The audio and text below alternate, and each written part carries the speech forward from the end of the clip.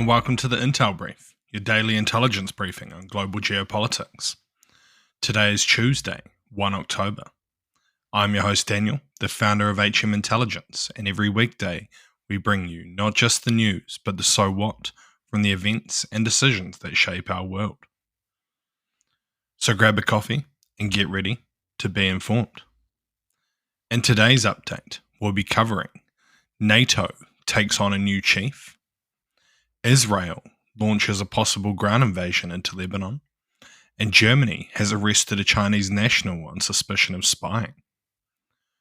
So firstly, Mark Rutte, the former Prime Minister of the Netherlands, has officially become NATO's Secretary General in a handover ceremony in Brussels, succeeding Jens Stoltenberg, who had led the alliance since 2014.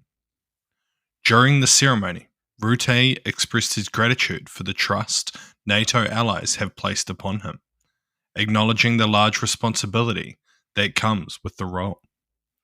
In his first official meeting with NATO ambassadors, he emphasized the importance for increased defense spending and cooperation with Indo-Pacific partners to address global security challenges, including China's support for Russia. He also highlighted that an end to the conflict in Ukraine is critical for the European peace and stability. Rutte's appointment comes at a time of heightened challenges, as Russia's invasion marks nearly its 1,000th day. One of Rutte's primary tasks will be to maintain Western support for Ukraine, despite growing fatigue over the conflict. He also stressed the importance of monitoring other global tensions, such as the situation in Lebanon. Additionally, NATO is closely watching the upcoming US presidential elections, given the influence of US within the alliance. Despite political uncertainties surrounding the election, Rutte stated that he is not concerned, noting his experience working with former President Donald Trump during his time as the Dutch Prime Minister. So what? Rutte has a tough job ahead of him. There appears to be a bit of fatigue when it comes to supporting Ukraine, particularly from some member states within NATO and the EU. However, he clearly wants to keep NATO on track as Russia poses a significant threat to Europe. His renewed energy in the role is likely beneficial, but we will see how other states receive it. And next, Israel has issued evacuation warnings to residents of over 20 communities in southern Lebanon, urging them to move north of the Awali River, approximately 60 kilometers from the Israeli border. The warning, delivered by Israel's military Arabic spokesperson on social media, follows Israel's announcement of ground incursions into Lebanon targeting Hezbollah. The evacuation order highlights the Israeli military's intent to avoid civilian harm while emphasizing the danger of proximity to Hezbollah members and facilities. The area marked for evacuation lies north of the Litani River, which previously served as the boundary of the US buffer zone after the 2006 war between Israel and Hezbollah. Despite Israel's claims of launching localized and targeted raids against Hezbollah in southern Lebanon, the militant group has denied any direct clashes with Israel or the presence of Israeli troops on Lebanese soil. Mohammed Afif, the head of Hezbollah's media office, stated that the group is prepared to confront Israeli forces if they attempt to enter Lebanon. Meanwhile, a spokesperson for the UN peacekeeping force in Lebanon has confirmed that no ground incursions had taken place as of yet, even though Israel has warned of intense fighting in the region. So what?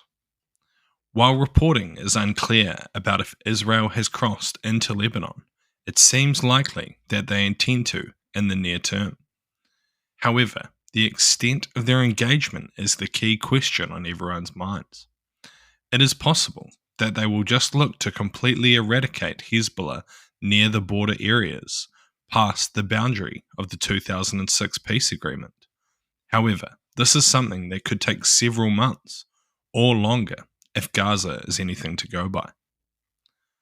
And lastly, German authorities have arrested a Chinese woman identified as Yucky X on suspicion of espionage for the Chinese Secret Service.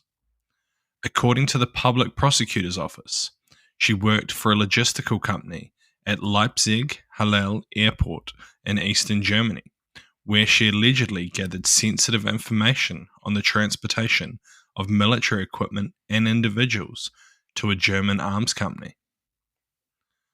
Her activities were part of a broader espionage plan, and she is accused of relaying information to Jian Ji, another suspect already being prosecuted.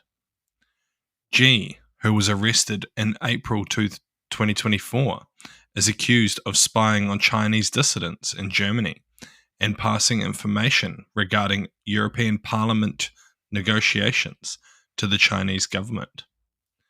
Ji had formerly worked for the far-right European Parliament member Maximilian Krah, a representative of the Alternative for German Party, or AfD, whose offices were searched earlier this year in connection to the investigation. The case highlights growing concerns in Germany about espionage activities targeting sensitive political and military data. So what? This arrest, again, highlights the significant ongoing espionage threat posed by China and other hostile states, both in Europe, the UK, and America. While this information is of value to China, it is likely that it is also being shared with Russia as part of their planning and preparations for the continued conflict in Ukraine. Interestingly, it appears highly likely that this arrest has come from intelligence collected in the Jianji case, meaning it is possible that there is more to this network to be uncovered, and that the intelligence services in Europe are still tracking down possible Chinese spies. Thank you for listening to the Intel Brief, your daily intelligence briefing on global geopolitics, brought to you by HM Intelligence. If you want to support the podcast, why not tell your friends to help them stay informed and leave us a 5-star review? Or if you want to learn more about intelligence, why not take one of our courses? They're all online, self-paced, and affordable. Thank you for listening. I've been your host, Daniel, and I'll see you next time.